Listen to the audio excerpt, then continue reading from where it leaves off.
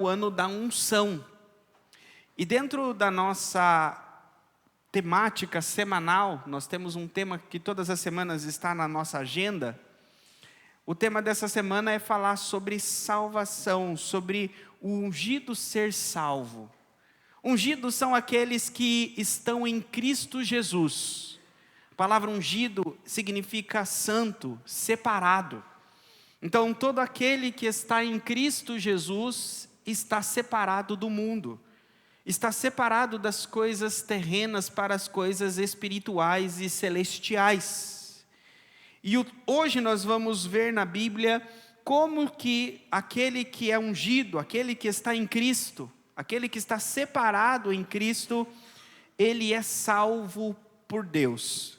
A salvação aqui não é a salvação da alma, não é aquela salvação da eternidade. Também o ungido ele é salvo eternamente. Mas a temática hoje vai falar sobre aquela salvação de socorro. Sabe quando você está apertado, quando você está preocupado, quando você está angustiado e você fala: Senhor, me salva dessa enrascada, me salva desse problema, me salva dessa dificuldade. Então é essa salvação que nós vamos falar hoje, que os ungidos eles são salvos por Deus. O texto está em Salmo 20, versículo 5. Aqui está o 6, mas eu quero ler com vocês o 5 até o 8. Eu vou ler na versão na King James.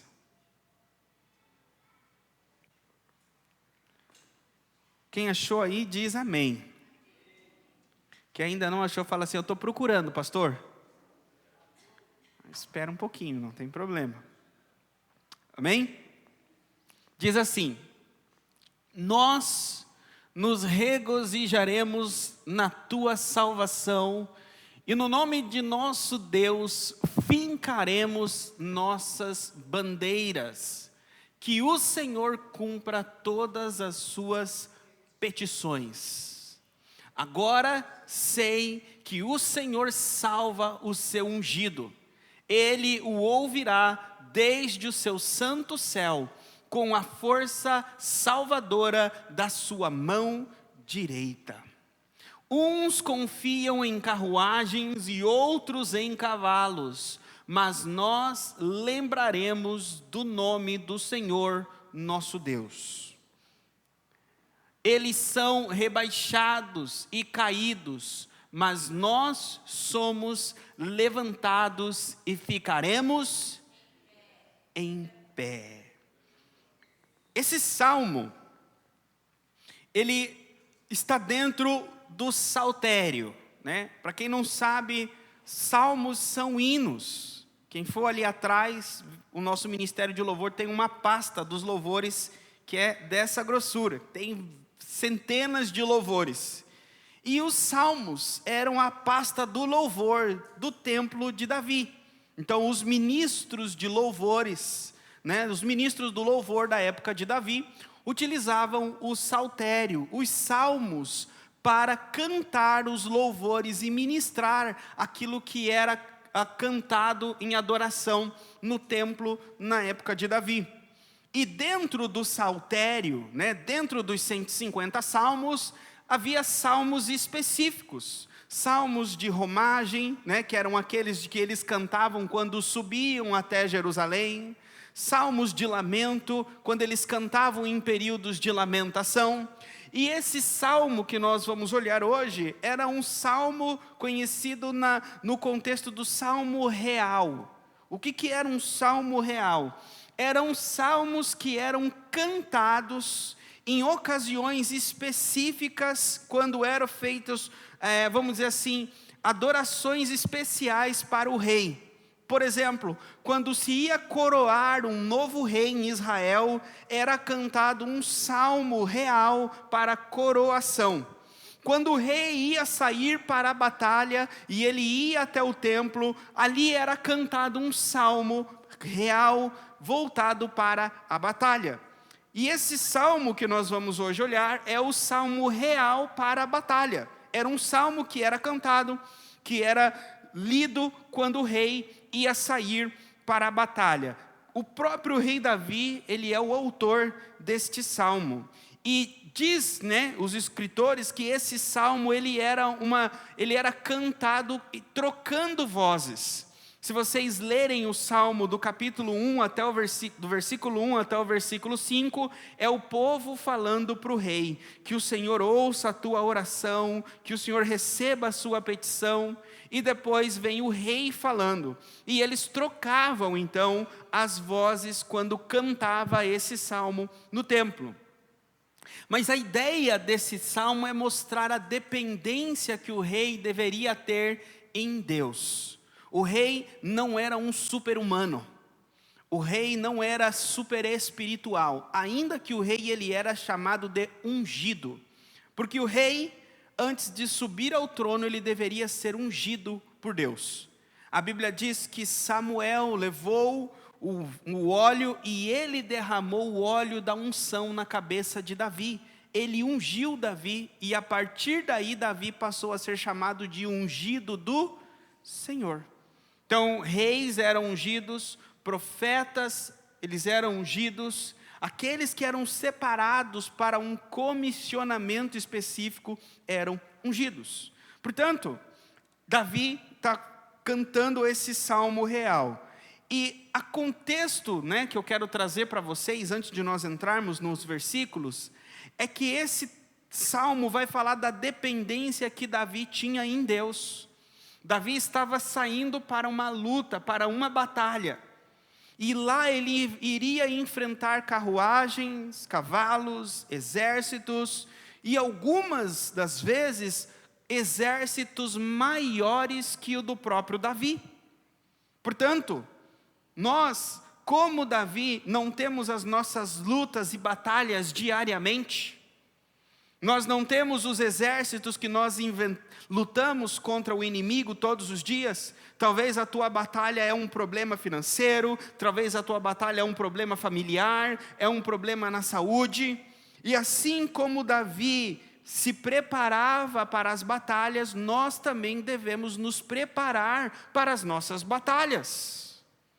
E Davi se preparava indo até a presença do Senhor com petições.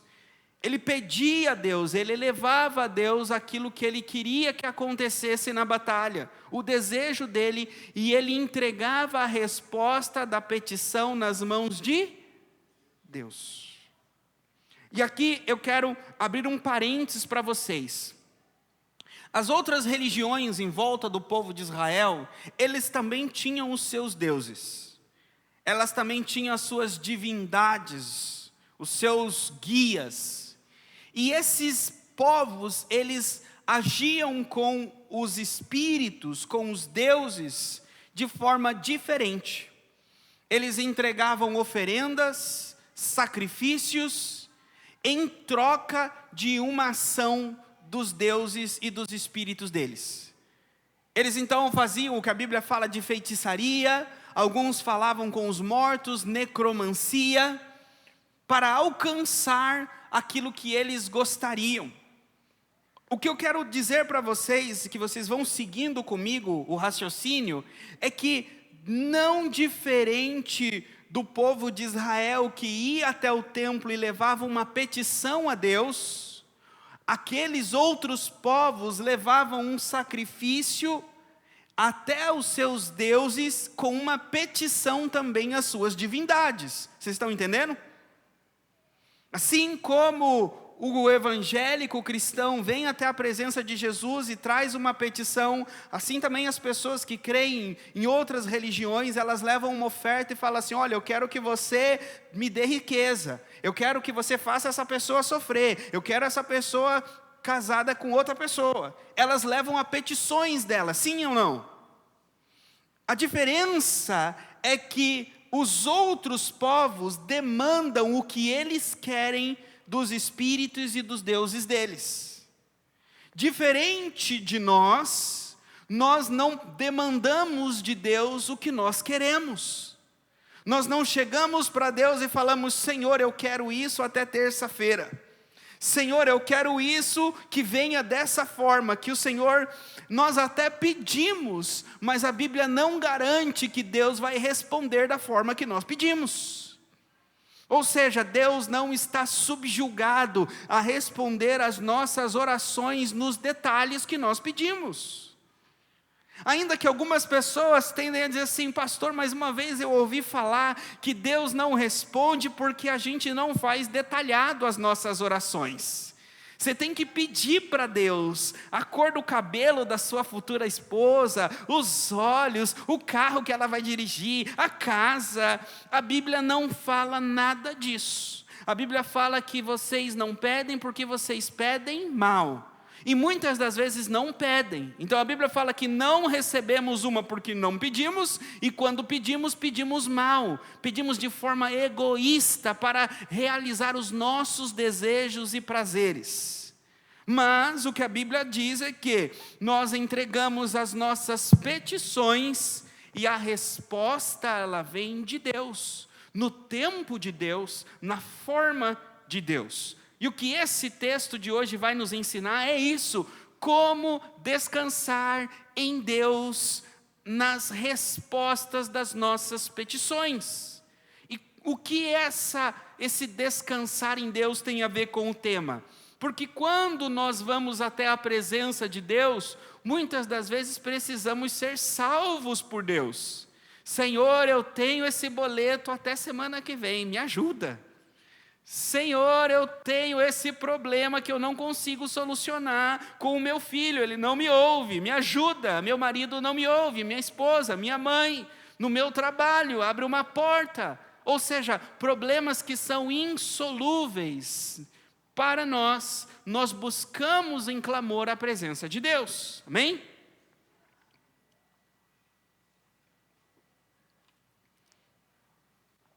O versículo 5...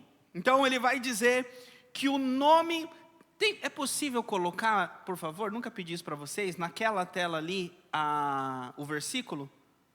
Pode deixar na tela essa daqui, esse texto, e só naquela ali coloca o versículo 5 na King James, por favor. Se não der, não tem problema. No versículo 5, ele fala que o Senhor, nós fincaremos a nossa bandeira. É o Senhor, é no nome do Senhor que nós vamos fincar a nossa bandeira. E é interessante que ele usa a palavra aí, regozijar. Regozijar. Regozijar é alegrar-se. Ou seja, ele está antecipando a resposta.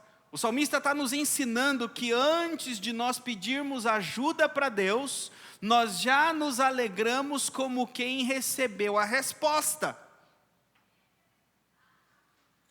Vocês conseguem entender isso? É como uma mulher que queria tanto ter um filho, e ela descobre através de um exame que ela está grávida. Qual é a alegria dela? Imensa. Mas o que a Bíblia ensina é que quando nós pedimos algo para Deus, nós já nos alegramos como quem já concebeu o milagre. E é isso que ele está dizendo: eu me regozijarei no Senhor, porque no nome do Senhor nós fincaremos a nossa bandeira. Tem um versículo que fala que o nome do Senhor é Jeová Nissi. O Senhor é a nossa bandeira. Para quem não sabe, a bandeira aqui é o standard. Quando os soldados iam para a guerra, eles levantavam um bastão, e na ponta do bastão tinha um standard, tinha uma bandeira. E aquele standard tinha um símbolo. Vocês conseguem imaginar? E esse símbolo, ele tinha algumas utilidades. A primeira utilidade era que quem olhava aquele símbolo identificava de quem era aquele exército que estava marchando. Roma, quando entrava no povo em Jerusalém, em todos os lugares, levava no seu estandarte a imagem de uma águia. Então, quando eles viam a águia, eles falavam, são os romanos. Então, pelo standard, pela imagem do standard da bandeira, eles identificavam por quem aquele povo marchava. E o salmista está dizendo que o nome do Senhor é a nossa bandeira. O Senhor é a nossa bandeira. Não tem uma imagem, é o eu sou, aquele que era, que é e há de vir. Então nós marchamos em nome do Senhor. Esse é o primeiro ponto. O segundo ponto, o standard, ele era usado para quando o exército estivesse no meio da batalha, e ia lutando com um, lutando com outro, e aí quando o soldado via, ele estava longe da batalha, e aí ele fala assim, aonde eu estou? Aonde está o meu destacamento? Aonde estão os meus amigos, os meus camaradas? E aí então ele procurava o standard do capitão dele, o standard dele, ele identificava lá, então lá está o meu povo. Então ele ia lutando, guerreando e se deslocando novamente para a bandeira dele, para o standard dele. Ou seja, o standard, ele nos ajuda no meio da nossa confusão. Nós começamos a entrar numa coisa do dia a dia, uma outra tarefa do dia a dia, aí lutamos uma batalha aqui, uma outra batalha ali, quando vemos, nos afastamos da presença do Senhor, nos afastamos da onde devemos estar, e aí devemos olhar para a bandeira, olhar para o nome ao qual nós devemos nos reunir em volta. Preciso voltar para o nome do Senhor, para a presença do Senhor. E o terceiro, depois que a vitória estava garantida, que o inimigo havia sido conquistado, o território havia sido conquistado, eles pegavam a bandeira e fincavam. É como um gesto, uma atitude de conquista, de tomada de território. E o salmista diz aí então que nós ergueremos as nossas bandeiras em nome de Deus. Tem a outra versão? Perfeito. Então, no nome do Senhor, ele vai fincar a bandeira. O que ele está dizendo? Que no nome do Senhor, ele já ganhou a batalha. Vocês lembram quando chegou Golias para enfrentar Davi? Davi falou o seguinte, você vem contra mim com espada, com lança, com escudo, mas eu vou contra você no nome do Senhor dos exércitos. Yahvé Sabaoth significa que é o Senhor de todos os exércitos. Ele está dizendo que Ele é o Senhor de todos os exércitos. Enquanto você reúne a sua força terrena, você vem contra mim com carruagens e com cavalos, eu vou contra você, contra o Senhor, em nome do Senhor, que está acima de todo carro, de todo cavaleiro, de todo cavalo. Irmãos, é mais ou menos um homem contra a bomba atômica. Você teria coragem? Você fala assim, enquanto você vem contra mim, com essa bomba atômica eu vou contra você no nome do Senhor, que está acima de toda bomba atômica, que se o Senhor proteger, nenhuma bomba atômica pode encostar um fio do nosso cabelo, porque Ele é o Senhor de todo o exército. Por que eu usei a imagem da bomba atômica? Porque no contexto de Israel, cavalos e carros eram tanques, helicópteros Apache. Nos nossos dias, era o que tinha da ponta da tecnologia da guerra, eram carros e cavaleiros. O nosso Senhor não muda, Ele é atemporal. Então qual que é a tecnologia de ponta do exército de hoje? Bombardeiros B-12, bombas nucleares. Então vocês podem vir com tudo isso, porque o nosso Senhor é soberano sobre todo o exército. Não devemos temer nada. E aí, então, o rei já está declarando a vitória no momento da petição. Enquanto ele entra no templo para pedir a bênção de Deus, ele já declara que ele já venceu a batalha. É como que ele está dizendo: eu estou saindo para cumprir tabela, porque no momento em que eu entrei no teu templo e coloquei o meu coração diante de ti, o Senhor já me deu a vitória. Assim é o povo de Deus. Você deve sair todas as manhãs para trabalhar, entregar a sua oração e dizer assim: esse dia já está nas minhas mãos, o Senhor já me deu a vitória de hoje. Não importa quanto eu terei que vender, não importa quem eu terei que atender, não importa o que eu terei que fazer, o Senhor já me deu a vitória de hoje.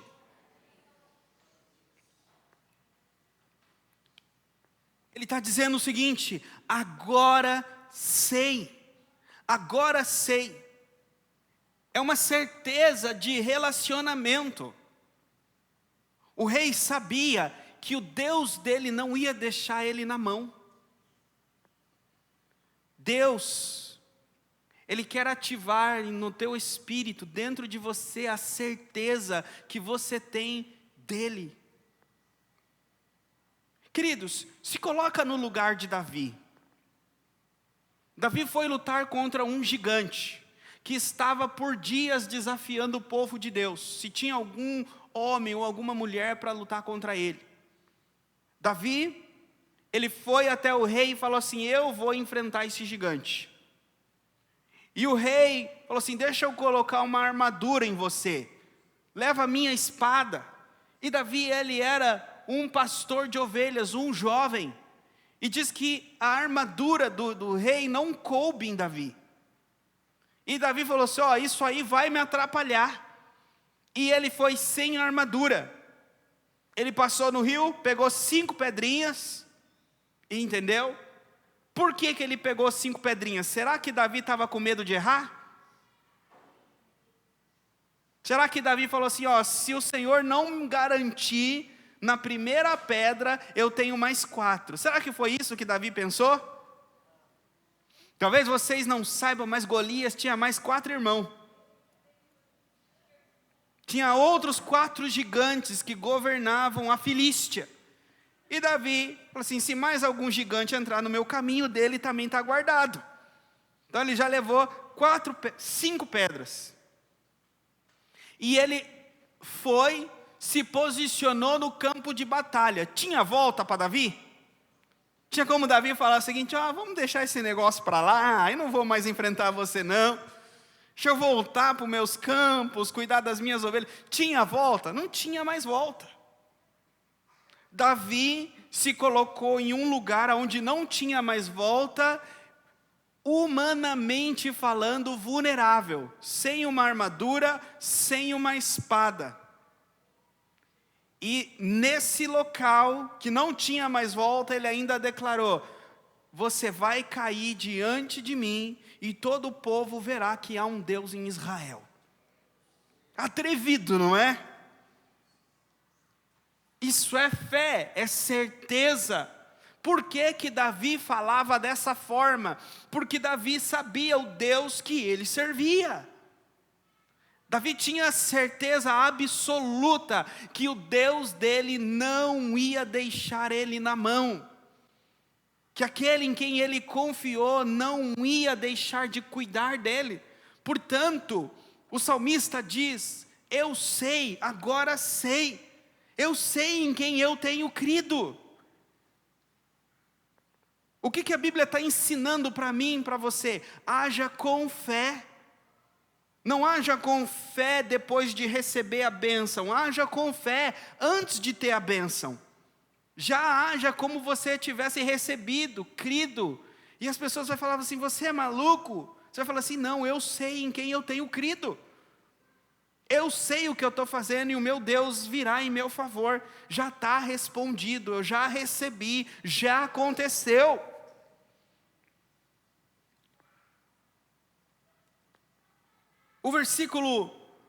No próximo versículo, versículo 6, ele vai falar que Deus ouvir dos seus santos céus e vir em favor. O que o salmista está dizendo é que o Deus que nós pedimos a salvação, O Deus que nós elevamos o nosso pedido, Ele está nos santos céus. E isso é interessante. Primeiro, a palavra santo significa separado. Separado. Significa que o Deus em que nós pedimos, Ele não está no mesmo ambiente do problema, Ele está fora do problema. Ele está fora do sistema. Portanto, Deus, Ele não é, vamos dizer assim, aquilo que nós precisamos para o milagre não vem de dentro do problema, mas vem de fora do problema. Ou seja, Deus não fica sem energia, Deus não fica sem recurso, Deus não fica sem criatividade. Porque quando nós estamos dentro do problema, dentro da dificuldade, nós medimos as nossas ações e atitudes pelo recurso que temos, pelo tempo que temos, pelas informações que temos. E quando o salmista diz que a resposta vem dos santos céus, ele está dizendo, a tua resposta vem de um lugar onde não existe tempo, não precisa de informação, não precisa de recurso, a sua resposta vem de um lugar que está fora do ambiente do teu problema. Então significa que Deus não é afetado pela nossa necessidade. Significa que Ele está acima. Quando nós pensamos em 2, 3, 4, 5, 10, 100 formas de resolver o nosso problema, Deus tem 1 milhão de formas de resolver o nosso problema. Porque Ele cria recursos onde não há. Ele diz, haja e há. Portanto, quando o texto está dizendo, descansa em Deus, porque Ele ouve de um lugar transcendente, que transcende todas as coisas. O seu pedido, a sua oração, ela é mais poderosa que os propulsores do foguete do Elon Musk. A tua oração chega em um lugar que os foguetes nenhum, de homem nenhum, chega. A nossa oração transcende o espaço e o tempo e entra numa sala fechada da santidade que nem todos os anjos põem os seus pés. E diante desse ser poderoso, soberano, é ouvido a tua petição. Quando você diz, Senhor, tem misericórdia de mim. Senhor, olha para mim, me toca, me cura.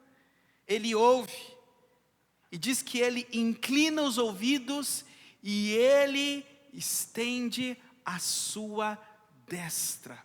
O poder salvador da sua mão direita, da sua destra.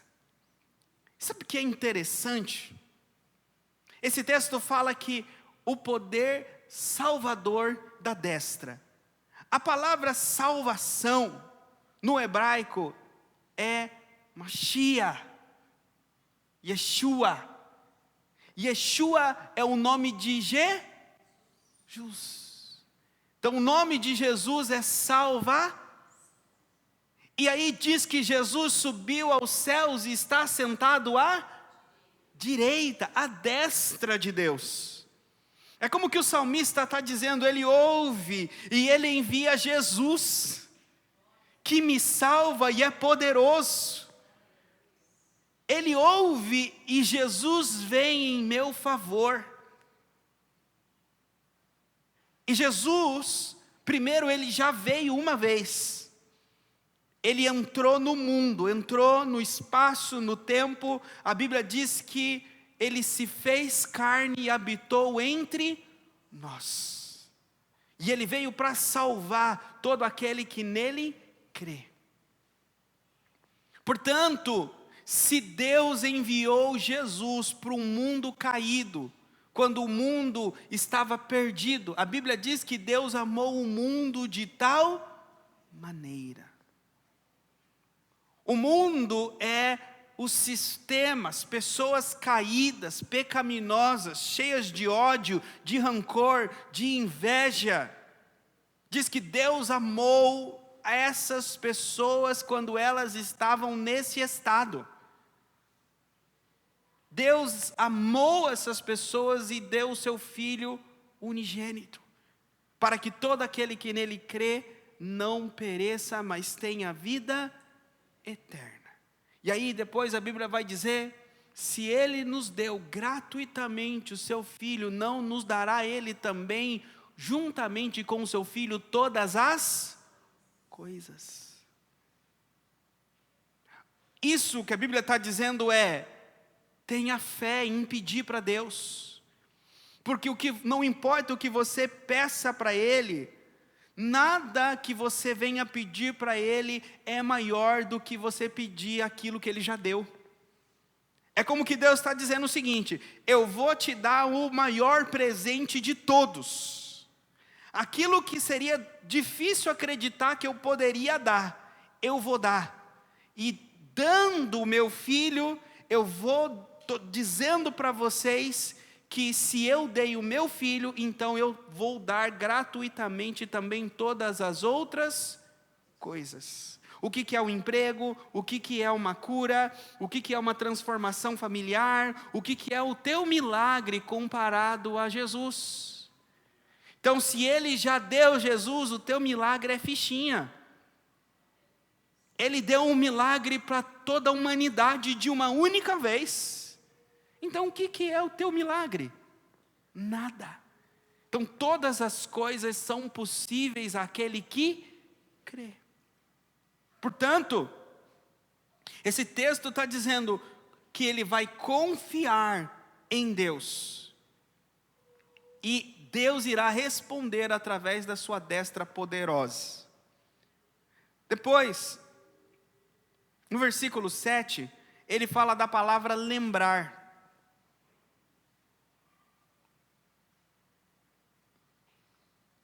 É interessante porque ele fala o seguinte, uns confiam em carros e outros em cavalos. Mas ele não fala assim, mas nós confiamos no nome do Senhor. Ele diz, uns confiam em carros, outros em cavalos, mas nós lembramos o nome do Senhor, lembraremos o nome do Senhor.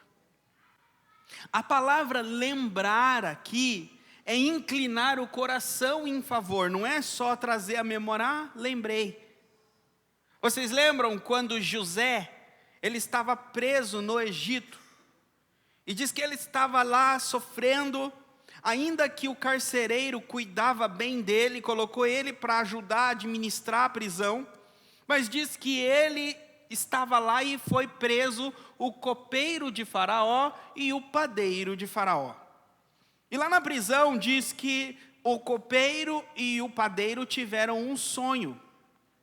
E os dois acordaram e estavam angustiados pelo sonho que tiveram e falaram para José o sonho. E José deu a interpretação do sonho, tanto do copeiro quanto do padeiro. A interpretação do Josué, ele falou para o copeiro, olha, você vai ser em 3 dias restituído à presença do faraó. E o padeiro, ele disse, você em 3 dias vai ser morto. E aí ele disse para o copeiro de faraó, quando você for restituído e estiver na presença de faraó, lembra de mim. Ele queria que ele falasse, porque ele tirar ele do sofrimento. E a Bíblia diz que o copeiro esqueceu de José e ele ficou mais 2 anos preso. Esse esquecimento do copeiro fez com que Josué passasse por angústia, por dor. Mas o nosso Deus não é como o copeiro. O nosso Deus não é homem para que esqueça das coisas. A Bíblia diz que quando ele enviou o dilúvio e estava Noé na arca, a Bíblia diz que Deus lembrou de Noé e baixou as águas. O que a Bíblia está dizendo é que Deus nunca esquece de nós. Não, a Bíblia não está dizendo que por um período Ele esquece e quando Ele lembra é porque Ele lembrou de algo que Ele tinha esquecido. O que a Bíblia está dizendo é que há um tempo em que é o tempo de Deus não agir. E quando chega o tempo no calendário de Deus de agir em nosso favor, Ele lembra da promessa e do compromisso que Ele tem. Não é que antes Ele esquecia, mas no sentido que agora Ele trouxe a memória no coração, Ele trouxe na mente para agir em nosso favor. E o salmista usa a mesma palavra aqui, zakar, no grego, no hebraico, que significa que vai trazer a memória não somente para lembrar de Deus, mas que tudo aquilo que ele lembra de Deus, ele traz a memória para que ele haja. Por exemplo, você é alguém que passou muita dificuldade na vida, por exemplo, passou fome. E aí houve um momento na sua história em que Deus enviou pessoas com uma grande quantidade de mantimento para te alimentar. E aí você lembra e fala assim: eu nunca vou esquecer daquilo que Deus fez por mim. E aí você se torna uma pessoa também generosa para com aqueles que passam necessidade. E aí chega então um dia, você cruza com alguém, passa por alguém que está passando necessidade. E você então lembra daquilo que Deus fez para você, e você age em favor daquela pessoa com necessidade. Vocês estão entendendo? É isso que o salmista está dizendo aqui. Eu trago à minha memória aquilo que eu sei de Deus, aquilo que eu aprendi de Deus, aquilo que está enraizado de Deus na minha vida, que transformam minhas atitudes, as minhas palavras, as minhas ações. Então, o que o salmista está dizendo aqui é que a memória, trazer a memória, é uma porta para a fé.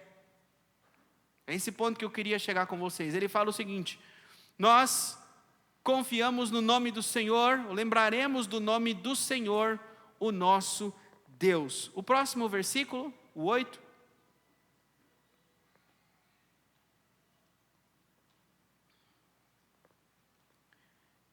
Eles vacilam e caem, nós, porém, ficamos de pé.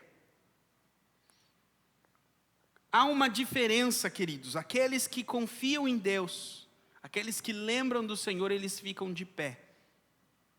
Agora, o que o texto está dizendo é que aqueles que confiam em carros, que confiam em cavalos, eles vão cair.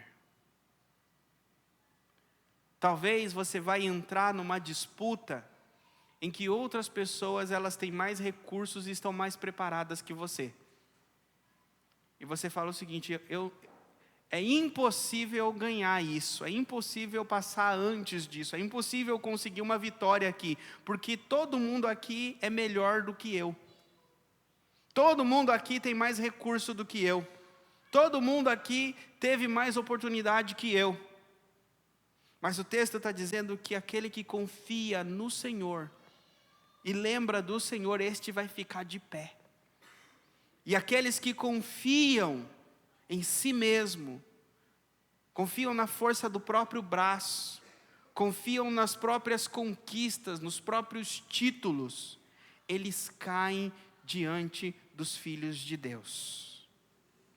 O texto aqui não está falando de nós nos sentirmos ou nos acharmos melhor do que as pessoas porque nós temos a presença de Deus. Não é nada disso.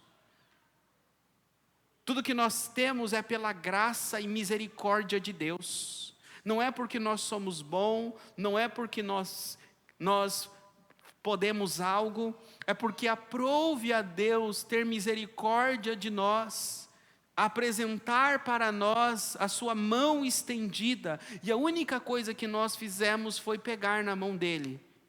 E ele nos tirou do lamaçal do pecado.